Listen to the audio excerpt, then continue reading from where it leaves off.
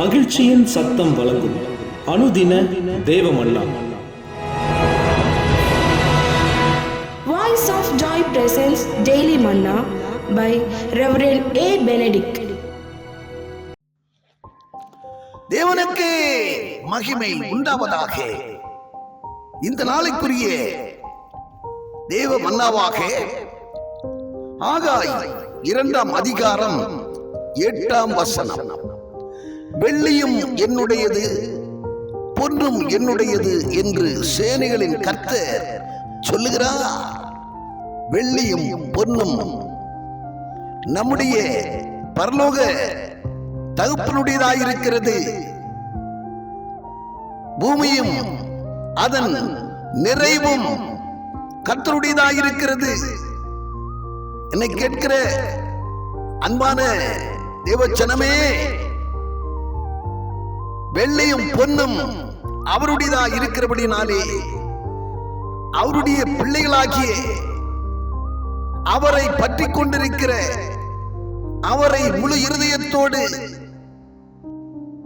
தேடி நாடி வருகிற தம்முடைய பிள்ளைகளுக்கு அவர் எப்போதும் ஐஸ்வர்ய சம்பன்னராய் இருக்கிறார்.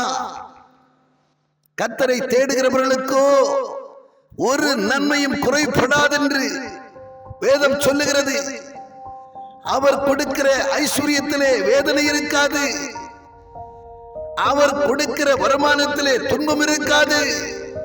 வெள்ளியும் பொன்னும் பூமியும் அதன் நிறைவும் அவருடையதாக இருக்கிறபடினாலே பொல்லாதவர்களாகி நீங்கள் உங்கள் பிள்ளைகளுக்கு நல்ல ஈவுகளை செய்ய அறிந்திருக்கும் பொழுது பரலோகத்தில் இருக்கிற உங்கள் பரமபிதா அதை காட்டிலும் மேலாக உங்களுக்கு செய்வது அதிக நிச்சயம் அல்லவா? உங்களுக்கு என்ன தேவை என்று அறிந்திருக்கிறவர், எந்தெந்த நேரத்திலே எந்தெந்த காரியத்தை உங்களுக்கு செய்ய வேண்டும் என்று அறிந்திருக்கிறவர், அவரிடத்திலே நீங்கள் கேட்பீர்கள் என்று சொன்னார். அவரிடத்திலே நீங்கள் வருவீர்கள் என்று சொன்னார்.